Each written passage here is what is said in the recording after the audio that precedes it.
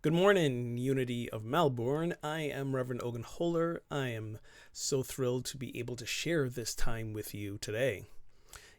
Speaking with you is sort of a coming of full circle in a ways for me. Not with you guys specifically, but when I first got ordained 10 years ago, for about most of that first year and a half, I traveled all over the country speaking at various Unity churches. I like to call it my rock star preacher tour. I mean, I was a preacher, not necessarily a rock star, but sometimes it felt that way. Unity communities were very welcoming and they opened their arms to me. Some of them were trying to hire me on the spot. But what was really fun, or at least I thought it was fun, I'd roll in, share a message that sometimes might have been a little bit controversial, maybe, a little bit uh, um, ruffling of the waters and the feathers, as they say, and then I just hop back on the plane and go home. Um, it was good times. And then I became an associate minister at a church. And then I became a senior minister. And I only just left that senior minister position a couple months ago. I got clear after the way church was trending and the pivot we had to make in the pandemic, that as we reopened, I guess, society, as we endeavored to return to our way of life in some ways, that I got clear that I didn't want to do church as normal. I wanted to find a new, I think, more present for the times way of delivering this message and of being in ministry, of being a spiritual activist, doing what I could do to truly reach a larger audience with the work of anti racism. I partnered with Reverend Kelly Isla, who some of you might have heard of, and we started Project Sanctus. It's an online spiritual community. Our tagline is "Let's get our holy on," which I think encapsulates everything we do. It's a safe, brave online space that allows participants to truly uncover, discover, reveal, and live their holiest selves. And I should say our holiest selves, because like you, I'm also on the journey of doing that every single day.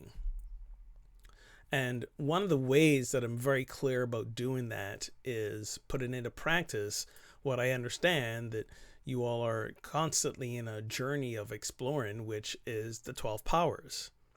Those 12 innate divine faculties that are part of the essence of who we are as divine beings. They are sometimes these sort of like, heady esoteric concepts, but really they're just really ways of allowing us to articulate who we are as divine beings that we can put into practical use every single day of our lives in every situation that's going on. These powers are neutral, they are impersonal. In other words, they don't care how they're being used. And what I mean by that is like, here's a good example. Think of a chair, right? A chair doesn't care how it's used. You can use a chair to sit, become still, meditate. The chair is a tool for supporting you in your transformative, transcendent experience. You could also take that chair and, in an act of rage and violence, throw it through somebody's window or use it as a weapon to hurt them. In that way, the chair is neutral.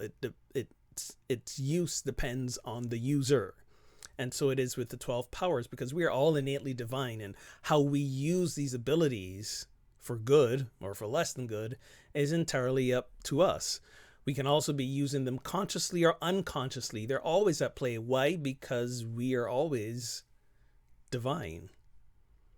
And the power I truly want to address today, the one that sort of helped get me clear about my path, is the power of understanding.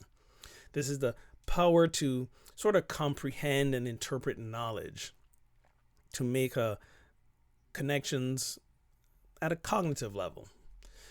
And we can do this from both a place of our human consciousness, we bring in information through our five senses and our thoughts and our feelings, and we filter those through our beliefs and whatever experience we've gained over the years and from our education, and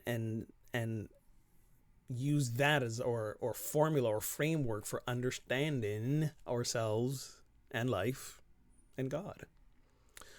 Or we also realize that there's an elevated, expanded, wider, deeper level of consciousness from which we can use this power of understanding that's based on divine ideas and principles and laws.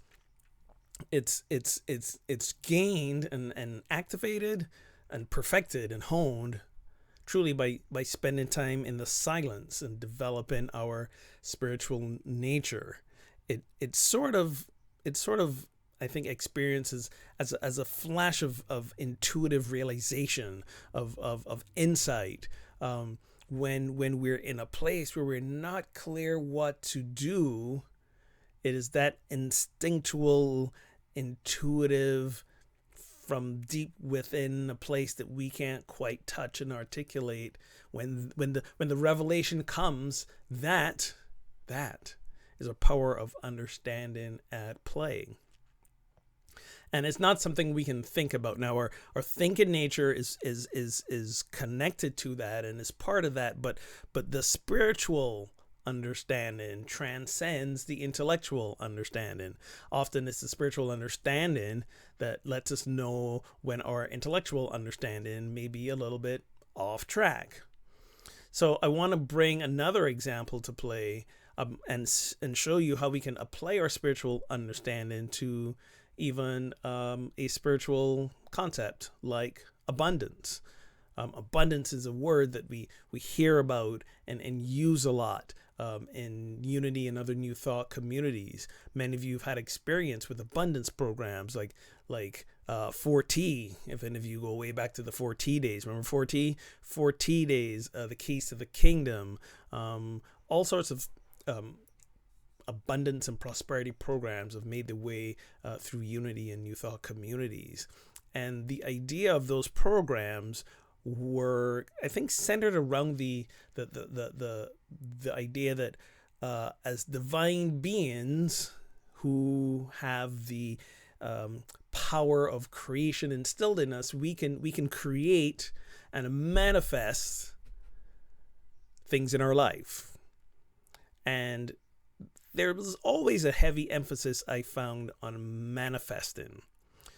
And I always found this curious, because if manifesting was sort of the benchmark for if we really got this concept of understanding, of abundance, if manifestation was the benchmark, was the proof, does that mean that if something didn't manifest, we weren't doing it right? That we didn't really get it? That we didn't have enough spiritual power within us to make these things happen? And then what about things that were shown up in our life that we didn't ask for, we didn't call for, and what is that saying about us? So for me, there was a whole lot of unanswered questions around it. There was sometimes an underlying current of shame. If there was I saw other people manifesting things and I wasn't manifesting things, and what was wrong with me? And there was a lot of that. But when I apply true spiritual understanding, divine understanding to this idea of abundance, what I realize is abundance isn't about manifesting. Abundance isn't about things we can see. Abundance is, again, a state of consciousness. Is a state of consciousness from which we reside, from which we live. And we can experience that as inner peace, as unconditional self-love and worthiness, as a sense of fulfillment. And I think these are the true benchmarks. Why is that? Because usually when we get distracted with and preoccupied with manifesting outside of ourselves, we're usually trying to manifest things in order to make us feel a certain way. Right? We're trying to manifest money, good income, which nothing wrong with that, but are we manifesting it because for some reason that is a signifier of our worth? Are we trying to manifest it in order to feel safe in case something dangerous happens down the road? Are we manifesting it because we are afraid of something? Are we manifesting it because maybe we grew up in extreme poverty and we are very clear that that's not going to be our experience, so we're rejecting that part of who we were, right? So where's the manifestation desire coming from? When we gain true spiritual understanding, we realize that we don't manifest what we want. What we end up doing is experiencing who we really are. So if we are steeped in fear, if we are steeped in unworthiness, if we are steeped in self-hatred, then we're going to experience that around us, no matter what shows up in our life. So we could get the great job and have the big paycheck, but if we're still living from a place of fear and lack, we will never feel like we have enough. And if we don't feel like we have enough, then we're not going to feel like we are enough. We don't manifest what we want. We experience who we are. So the question is, who do you want to experience? Do you want to experience inner peace, unconditional self-love and worthiness, and a sense of walking through this world feeling fulfilled, free of fear? That, in my opinion, is the consciousness of abundance. And it doesn't mean we don't get a great job. It doesn't mean we don't go live in a great house or good neighborhood. It doesn't mean we travel. It doesn't mean we save money for when we retire. It doesn't mean any of those things. But again, we can have all those things and still be filled with inner conflict and not feel worthy. And then we're not living in that abundance consciousness. And we will continue to experience life from those places. So how do we allow ourselves to live, to develop, to connect with that state of consciousness that is abundance? I believe there are 4 states of beingness that we gotta live from. We have to center ourselves around. There's forgiveness, there's acceptance, there's service, and there's trust. I use the acronym FAST, F-A-S-T. Fast abundance. It's a little bit of a misnomer, right? Because it implies that you're going to get something quickly. That's not what it is. When we live from forgiveness, acceptance, service, and trust, we develop that abundance consciousness that is always present with us. And therefore, all that we are seeking to feel and experience is right there. So it is a little bit of an instantaneous thing, but it's also a little bit of this is an ongoing journey. One doesn't get to abundance, right? One is abundance. And then one has to live from that abundance. When we speak of forgiveness, it's not the usual concept of righting an external wrong or coming to peace with an external wrong. Forgiveness, I view it as an entirely internal process of loving the wounded parts of ourselves. We go through life and things happen to us, and we have these soul wounds or soul scars, and every time something close to it happens again, we get triggered and we react from fear. And we, there's a flight or fight response. We're in relationships and somebody says or does a thing that reminds us of something that happened with our parents or in childhood, and we lash out at that person. If they are a significant other, that just makes it all the more challenging. There's that old saying that as men, we always end up marrying our mothers because we're trying to work through our mother issues.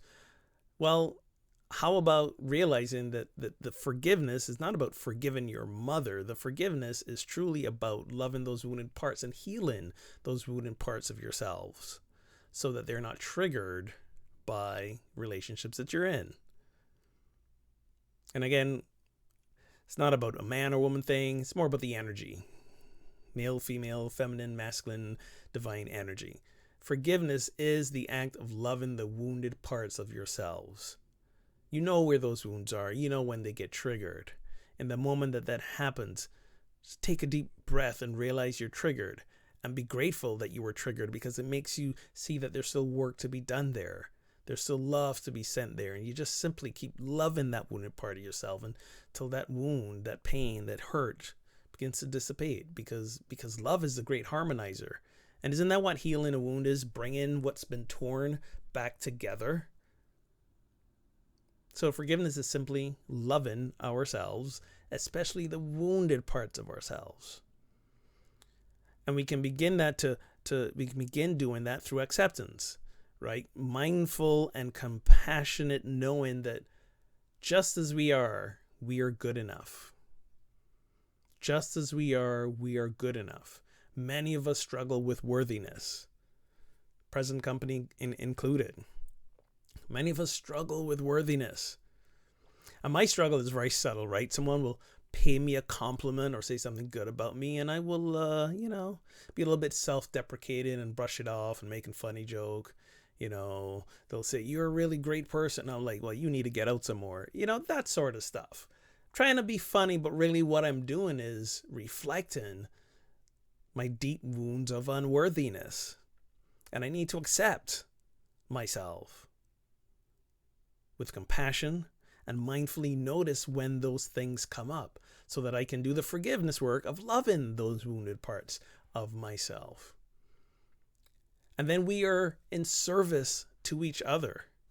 And here's why service is great for getting us into that consciousness of abundance, right? Because one of the things that makes us feel like the world is not an abundant place and that we're not abundant and we're not living from abundance is that there tends to be a lot of disconnection from people and situations in our lives.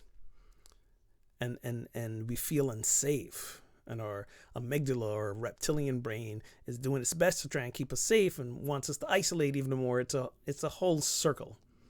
But when we're in service with each other and for each other, we build community. And when we build community, we forge connections. And when we forge connections, we feel safe. That's why there's that saying, safety in numbers. Only when we feel safe can we truly begin to heal ourselves. We can't heal ourselves if we feel scared or if we feel we're endangered, if we are isolated and we are on high alert all the time and we're stressed out. There's no healing there. There's no return into wholeness. So safety is a prerequisite for healing. We create the space that we can accept and forgive ourselves. And from the healing comes a deeper sense of strength and resilience. And here's the thing about resilience. Resilience is that ability for us to be in the world, and regardless of what happens in the world and in our lives, we don't fall apart. We don't implode. We don't pick the scabs off those deep wounds and get triggered and re-traumatized. That's resilience. When we are resilient, we see the world through a lens of, I am good, and I bring goodness to the world, and ultimately the world is good. And then finally, as we walk through life that way, we are in a place of trust. Deep trust. Knowing that God, Spirit, Universe, whatever you want to call it, is going to meet you at the point of your need. Now, I know the word trust sometimes gets a bad rap in Unity. Charles Fillmore himself, or was it Myrtle Fillmore, I think it was Charles who said it. Trust is a weaker brand of faith. Well, I want to make the distinction between faith as one of our 12 powers, and again, trust, this knowing that your needs will be met at the point of when you need them. Not before, and that's the thing with us human beings. We want assurances before it happens, right? There's no assurances in this world other than knowing, if you choose to know it and live it, that God will meet you at the point of your need. And what do you need? There's the $1,000,000 question. Because again, to bring this full circle, we think we need things outside of ourselves in order to feel loved, in order to feel safe, in order to feel healthy, in order to feel peaceful, in order to feel worthy, in order to feel fulfilled. We think those are things that the outside will bring us. No, we got to reverse engineer this. When we feel those things, then we will experience them as we walk in the outside world. That's how this works. That's the deep understanding of what abundance consciousness is. When we realize that we are it, then we will experience it. And we will experience it apart from all the things we thought we needed to experience it.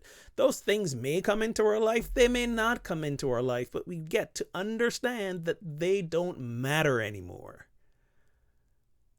They will not give us anything, because all that we already need lies within. This is the true understanding of abundance. Living from forgiveness, acceptance, service, and trust.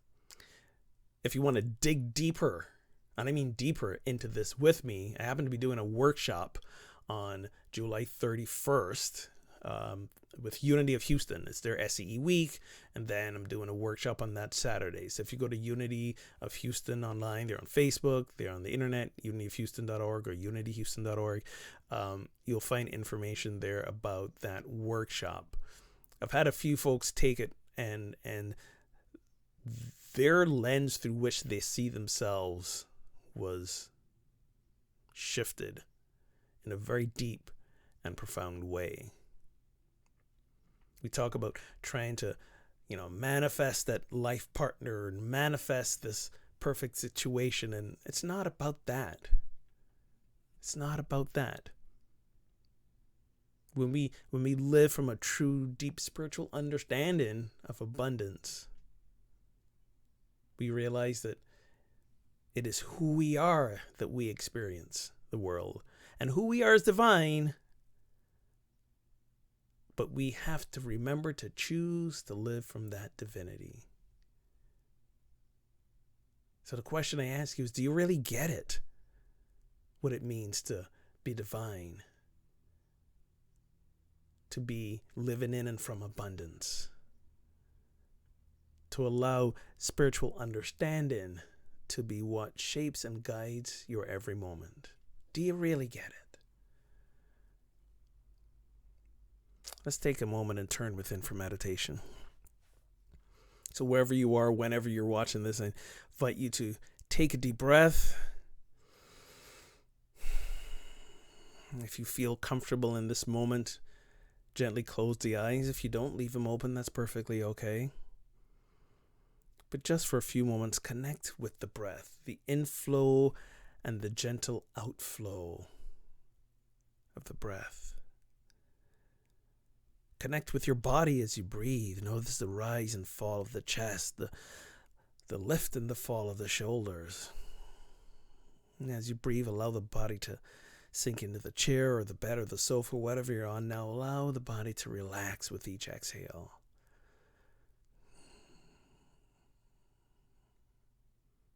Notice those moments of stillness between the inhale and the exhale.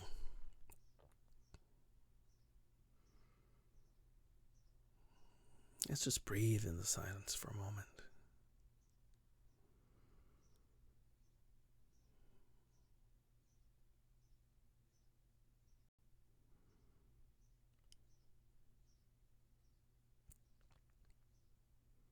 And should you become distracted by a sound or a sensation in the body, a discomfort and sensation, or a random thought, notice them without judgment. And then simply return your attention back to the breath. Let the breath anchor you in the here and the now.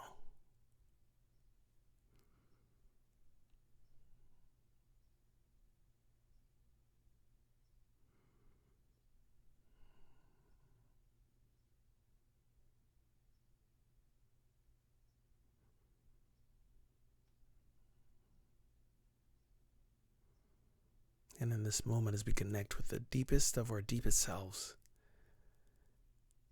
we affirm, I am spiritual understanding. I am open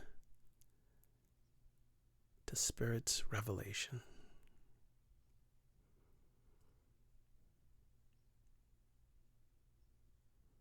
I am spiritual understanding. I am open to Spirit's revelation. Let's sit with that affirmation for a few moments in the silence.